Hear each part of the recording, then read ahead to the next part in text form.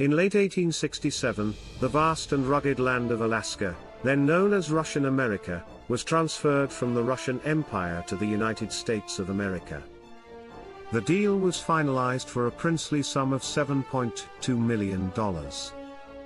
Though most consider this a mere footnote in history, it raises intriguing questions. Why did Russia decide to sell this overseas territory?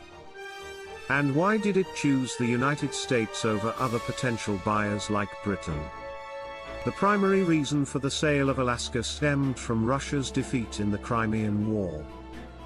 The war had taken a heavy toll on Russia, both financially and militarily. The empire found itself deeply in debt, struggling to recover from the financial strain. Furthermore, the Royal Navy's victories over the modernizing Russian Navy revealed just how far behind Russia had fallen in naval power. In the event of another war, it was feared that Britain could easily take control of Alaska via Canada, making it increasingly clear that the territory was a potential liability. Alaska, however, had not always been seen in such a negative light. Under Russian rule, it provided prestige, representing the might of the empire in the Pacific. The land had its economic benefits too, particularly in fur trading, but these were mixed. The cost of maintaining and defending such a distant colony was high, especially as Russia's focus shifted to other areas. It was clear that Russian America, despite its symbolic value, was becoming more of a burden than a boon. Emperor Alexander II of Russia, motivated by a desire to strengthen and reform his empire after the Crimean War, was open to the idea of selling the colony. His brother, Grand Duke Constantine, had proposed the sale, believing it would ease Russia's financial woes and allow the empire to focus on more critical matters.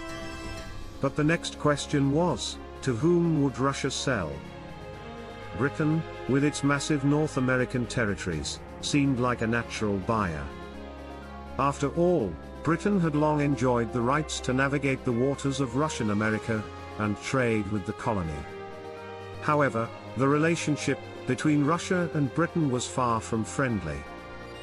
The two were imperial rivals, and giving Britain a significant territory so close to Russia's Pacific borders was seen as too risky.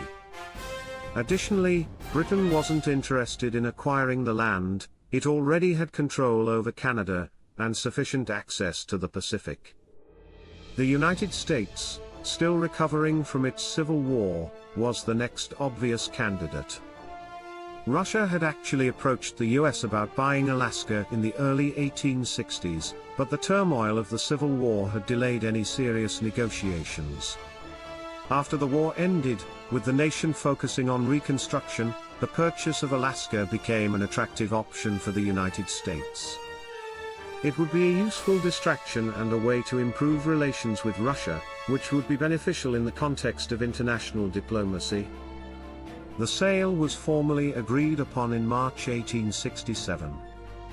To determine the price, Russia had sent a team of surveyors to assess the land's potential. Their findings were mixed. Alaska had natural resources, but it was also harsh and difficult to govern. Initially, they valued the land at $10 million. However, after much debate, the two sides eventually settled on $7.2 million. On October 18, 1867, the transfer of Alaska to the United States was completed. For Russia, the deal marked the end of its ambitions in the Pacific, and its attention would now shift southward and westward. For the United States, the acquisition would prove to be one of the most significant real estate bargains in history, a purchase that would shape the future of the nation and the region for generations to come.